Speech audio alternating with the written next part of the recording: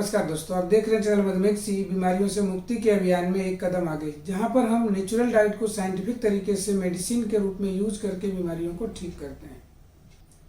अक्सर मेरे पास इस तरह का सवाल आते रहता है कि टाइप 2 डायबिटीज के मरीज मिल्क या मिल्क प्रोडक्ट खा सकते हैं या नहीं खा सकते, उसका यूज कर सकते हैं या नहीं कर सकते। तो आज उसी बात को हम यहाँ पर क्लियर करने के लिए इस वीडियो के माध्यम से आपको सब कुछ बताने की कोशिश करेंगे कि रियल में मिल्क प्रोडक्ट आपके लिए फ़ायदेमंद है, आप खा सकते हैं या नहीं खा सकते हैं। तो इस वीडियो को अंत तक देखेंगे तो आपको हर बात की क्लियरिटी अच्छे से हो जाएगी। दोस्तों, जब भी कोई प्रोडक्ट की बात आती है तो उस प्रोडक्ट में डायबिटिक पॉइंट ऑफ व्यू से अगर देखने जाएं, जहाँ पर टाइप 2 डायबिटीज़ की बात करते हैं हम, तो वहाँ पर सबसे पहला उसका न्यूट्रिशनल वैल्यू देखना जरूरी होता है। उसके न्यूट्रिशनल वैल्यू में कार्बोहाइड्रेट, प्रोटीन और फैट की मात्रा कितनी है, उसका परसेंटेज कितना है। अगर उसमें कार्बोहाइड्रेट की मात्रा ज़्यादा है तो वैसे फूड को आपको अवॉइड करने की ज़रूरत पड़ेगी। ऐसे फूड को आपको बहुत सोच समझकर और बहुत ही कैलकुलेशन में लेना पड़ेगा।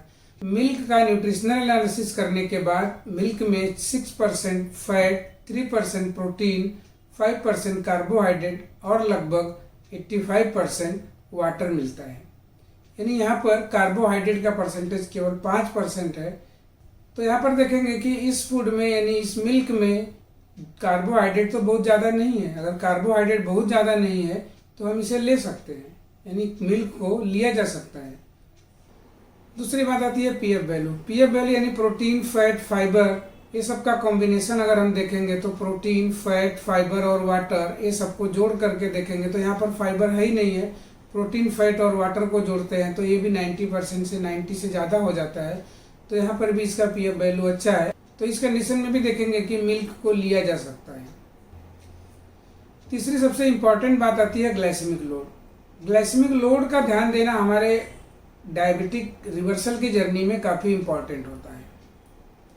जब भी ग्लाइसेमिक लोड की बात आती है तो हमें ग्लाइसेमिक लोड को ही विशेष ध्यान देने की बात आती है और वहीं पर हमें फोकस करने की ज़रूरत पड़ती है। तो यहाँ पर भी हम मिल्क का ग्लाइसेमिक लोड निकालेंगे। टोटल कार्बोहाइड्रेट को ग्लाइसेमिक इंडेक्स से मल्टीप्लाई करने के बाद 100 से डिवाइड कर देंगे तो जो रेशियो आएगा वो आएगा उसका ग्लाइसेमिक लोड। तो यहाँ पर आपने देखा कि टोटल कार्बोहाइड्रेट मिल्क में 5 है और उसका ग्लाइसेमिक इंडेक्स भी 35-40 के बीच में आता है और इसको 5 से मल्टीप्लाई करने के बाद अगर 100 से डिवाइड करते हैं तो ये लगभग 2 के आसपास आता है। तो यहाँ पर आपने देखा कि 100 ml मिल्क का ग्लाइसेमिक लोड 2 आ रहा है। तो अगर आप 2 से 250 ml मिल्क यूज कर रहे हैं तो वहाँ पर उसका ग्लाइसेमिक लोड 5 के आसपास होगा। और अगर आप पूरे दिन का 25 ग्लाइसेमिक लोड को मेंटेन करते हुए उसमें अपने मिल्क को अगर ऐड करते हैं तो वहाँ पर भी मिल्क को ऐड किया जा सकता है। तो इसका मतलब आपको इस बात की जानकारी अब हो गई होगी कि डायबिटीज रिवर्सल की जर्नी में मिल्क से इतना डरने की ज़रूरत नहीं है।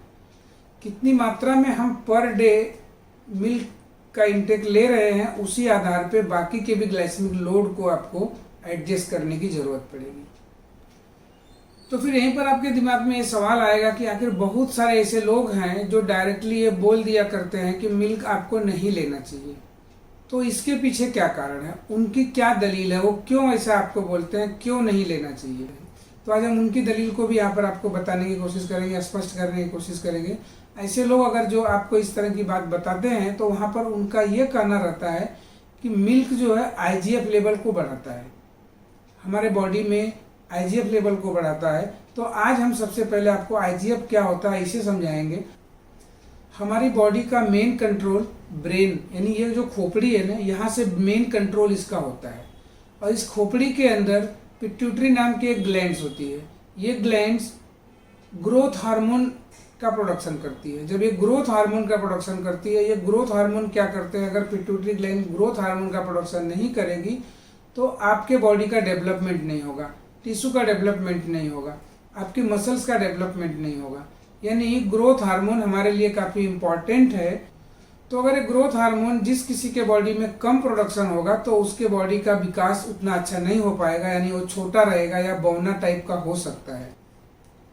या जिस किसी के बॉडी में उसका जरूरत से ज़्यादा प्रोडक्शन होगा उस कंडीशन में उसकी हाइट भी ज़्यादा हो जाएगी, यानी कि उसका डेवलपमेंट कुछ ज़्यादा देखने को मिलेगा, जिसका खली पहलवान आपको उदाहरण के रूप में मिल जाएंगे।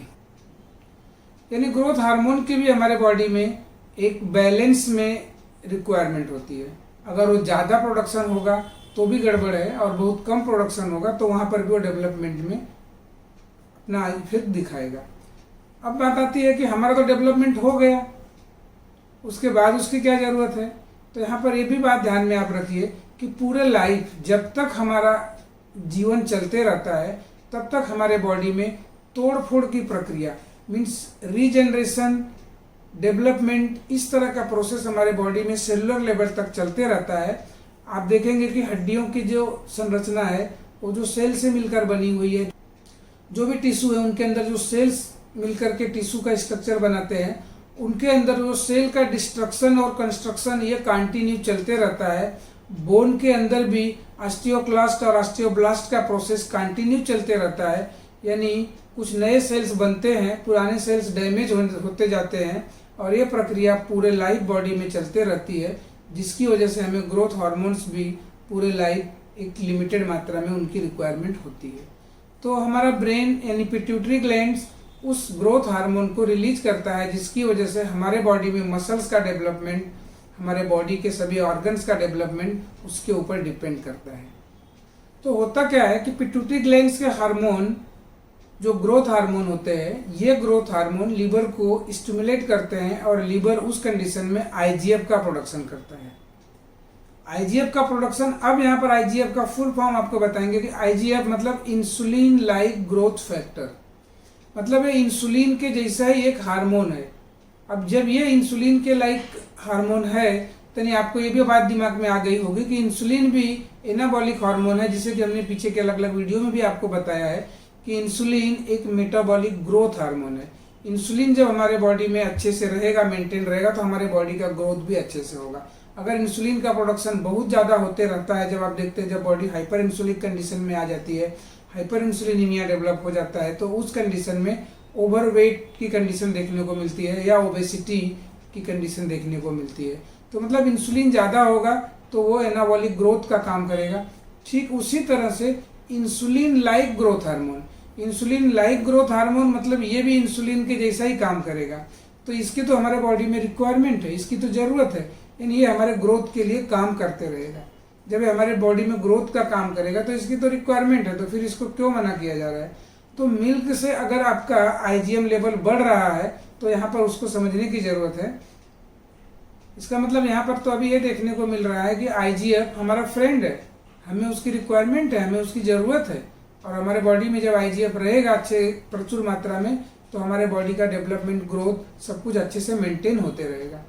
लेकिन अगर जब कभी किसी को ऐसा लगता है कि उसके बॉडी में आईजीएफ का प्रोडक्शन रियल में ज़्यादा हो रहा है, उस कंडीशन में जो ग्राफ दिया हुआ है, इस ग्राफ के आधार पर आप चेक कर लेंगे कि आपके बॉडी में आईजीएफ का लेवल या आईजीएफ का जो परसेंटेज है अगर वो ज़्यादा रह रहा है तो उस कंडीशन में आपको रियल में मिल्क को अवॉइड करना चाहिए। अदरवाइज अगर आईजीएफ का लेवल आपका बढ़िया है, आपका अच्छा है, तो आपको मिल्क प्रोडक्ट या मिल्क के कोई भी प्रोडक्ट या मिल्क को आप ले सकते हैं, वहाँ पर इतना ज़्यादा डरने की ज़रूरत नहीं है।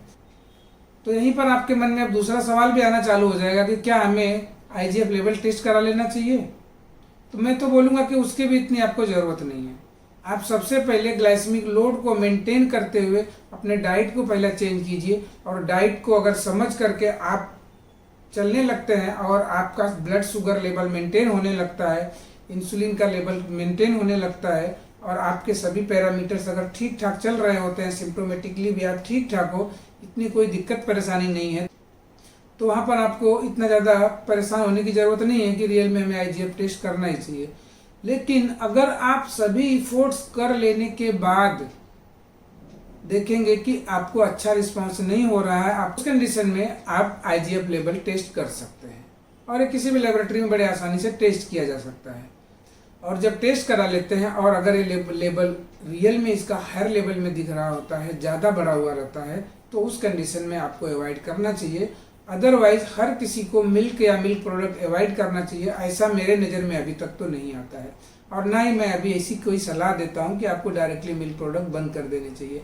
अब लेकिन दोस्तों, हम हमेशा इसी बात पर हमेशा जोर दिया करते हैं कि अगर आप डायबिटीज रिवर्सल की बात करते हो या किसी भी मेटाबॉलिक डिसऑर्डर्स के लिए जब आप किसी डाइट को फॉलो कर रहे होते हैं, तो उस समय आपको नॉलेज की ज़रूरत पड़ती है। आप जब नॉलेज लेंगे, नॉलेज लेने के बाद ही आप उसे डिसिप्लिन में रख पाएंगे।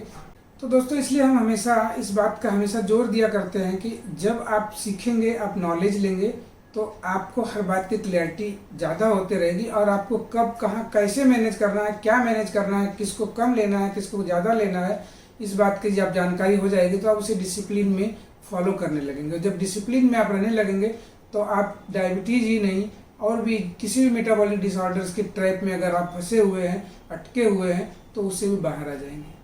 तो आइए सीख कर रोग मुक्ति के इस अभियान में अपने साथ साथ दूसरों का भी भला करें। और अभी तक अगर आपने हमारे इस चैनल को सब्सक्राइब नहीं किया हो तो सबसे पहले आप सब्सक्राइब कर लीजिए, ताकि इस तरह की वीडियो जब भी रिलीज़ हो तो उसकी जानकारी आपको सबसे पहले हो और आप अपने नॉलेज को उसके माध्यम से बढ़ा सकें। धन्यवाद दोस्तों, अगली वीडियो में फिर मिलेंगे।